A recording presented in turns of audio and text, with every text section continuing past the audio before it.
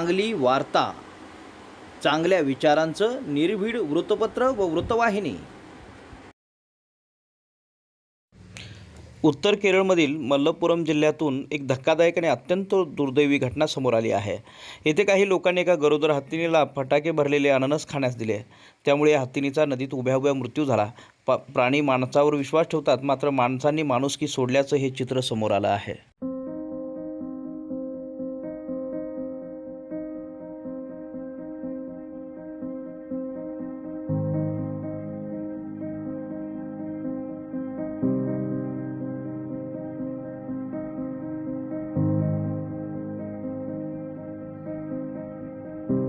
What we had planned was if we can drive the animal out using kumkis, we'll bring him to a safe spot and we'll get him examined and all. Anyways, we have very little hope of reviving actually the animal because it has not been eating for so many days now. So yeah, what you see saw it before we could take the animal out. The animal had collapsed.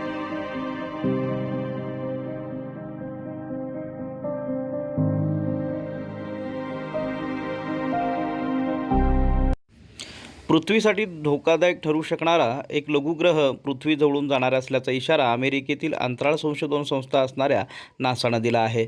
जून महिन्यामध्ये हा लघुग्रह पृथ्वीजवळून जाणार असून या संदर्भातील माहिती नासानेच आपल्या वेबसाईटवर दिली आहे. 6 जून रोजी हा लघुग्रह पृथ्वीच्या अगदी जवळून जाणार असून त्याचा व्यास 250 ते 570 मीटर इतका असल्याचं नासानं म्हटलं आहे.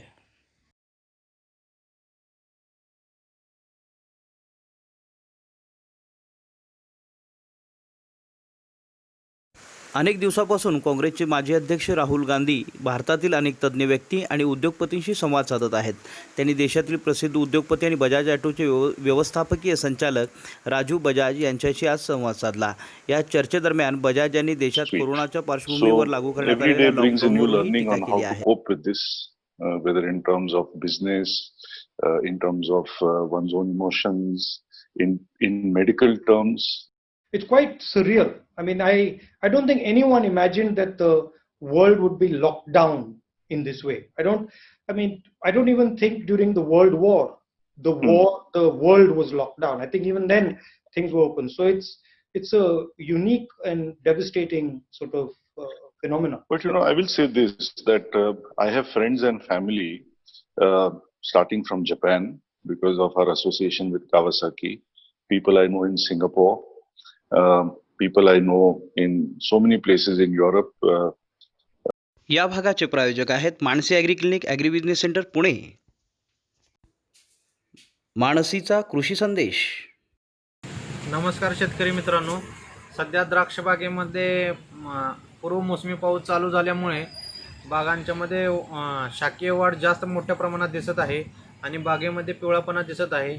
या शाकीय वाढ आणि बागेचा जो पिवळापणा आहे हे रोखण्यासाठी आपल्याला वाढ नियंत्रण द्राक्ष बागेची करणं गरजेचं आहे. त्यासाठी वरून वारंवार जर आपण 05234 0050चा वापर केला तर खूप चांगल्या प्रकारे होईल. तसेच जर जास्त प्रमाण घेऊ नये, 05234 0050 आणि 13085 हे 2 ते 3 ग्राम पर लिटर योग्य राहील. 4-5 ग्राम पर लिटरच्या प्रमाणे जर गेलं तर त्याच्यामुळे जर अपरिपक्वता आपला टायगर बोर्ड आहे तो फुटण्याची शक्यता जास्त असते. त्यामुळे पोटॅशची लेवल योग्य प्रकारे ठेवूनच फवारण्या करणं गरजेचं आहे. दुसरी महत्त्वाची गोष्ट, त्यामध्ये तुम्ही टिल्ट कुमानियलचा वापर करू शकता. टिल्ट 100 ml 100 लिटरसाठी 15 मिली घेणं प्लस कुमानियल 2 ते 3 मिली पर लिटर घेऊन आपण त्याच्यामध्ये त्याचा जीवाणू करप्यासाठी काम चांगल्या प्रकारे होईल. आणि दुसरा महत्त्वाचा आपला मुद्दा जो आहे तो वाढ नियंत्रणासाठी आपल्याला मदत होईल. या 2 गोष्टी आपल्याला आता करणं गरजेचं राहील. धन्यवाद सर. सोशल संदेश. या भागाचे प्रायोजक आहेत समीक्षा एंटरप्राइजेस, जय भवानी चौक, आरग, 95 61 10 35 55.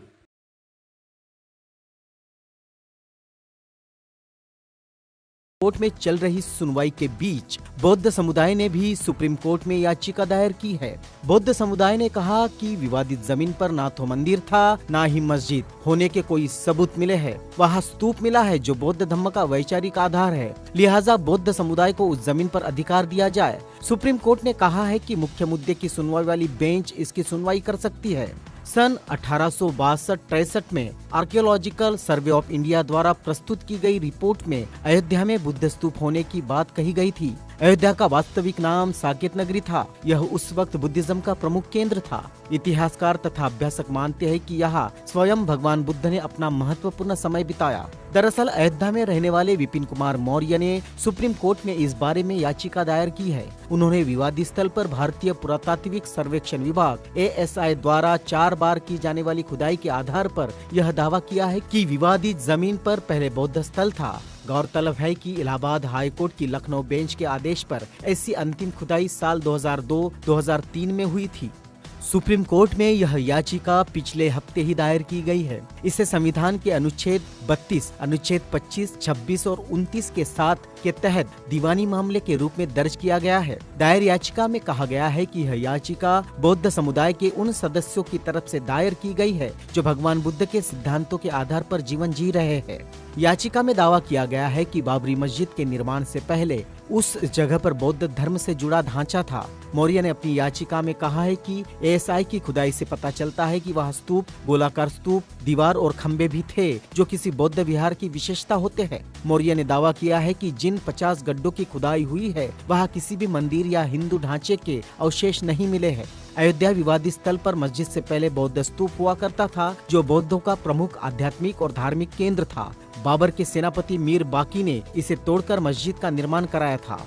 विनीत कुमार मौर्य, इन्होंने प्राचीन भारतीय इतिहास पर पोस्ट ग्रेजुएशन किया है। इससे पहले भी इस संदर्भ में 2 याचिकाएं सुप्रीम कोर्ट में दायर की गई थी, लेकिन मेरिट न होने के आधार पर खारिज कर दिया गया था। 2010 में इलाहाबाद हाई कोर्ट ने विवादित स्थल पर बुद्ध स्तूप के प्रमाण मिलने की बात को माना था। इसी आधार पर विपिन कुमार मौर्य की याचिका को स्वीकार कर लिया गया। अलेक्जेंडर कनिंघम, जिन्होंने भारतीय पुरातत्व विभाग का निर्माण किया था, उन्होंने सबसे पहले 1862-63 में इस पर खुदाई की थी। उस वक्त भी यहाँ बुद्ध स्तूप होने का प्रमाण उन्हें मिले थे। इसके पश्चात 1889-91 में एलॉइट एंटम के नेतृत्व में यहाँ खुदाई हुई। उन्होंने भी इस स्थल पर बुद्ध स्तूप के दावों को प्रमाणित किया था। आजादी के बाद 1960-70 में भी बनारस हिंदू विश्वविद्यालय के A.K. नारायण, इनके नेतृत्व में उत्खनन हुआ। उन्होंने भी अयोध्या में बुद्धिस्ट नगरी होने का निष्कर्ष प्रस्तुत किया था। 5वीं शताब्दी में अयोध्या साकेत नगरी के रूप में जानी जाती थी। शीर्षस्थ उपन्यासकार कमलेश्वर ने भी सन 2000 में लिखी किताब में ये सिद्ध किया है कि अयोध्या की विवादित जमीन पर कभी मंदिर या मस्जिद नहीं थी। उनके इस उपन्यास को साहित्य अकादमी का पुरस्कार भी मिला है। उपन्यास को नामवर सिंह, विष्णु प्रभाकर, अमृता प्रीतम, राजेंद्र यादव, हिमांशु जोशी और अभिमन्यु अनंत जैसे साहित्यकारों लेखकों ने विश्व उपन्यास कहते हुए उसकी जमकर तारीफ की थी। उस समय करीब करीब हर प्रमुख हिंदी ही नहीं अंग्रेजी अखबार में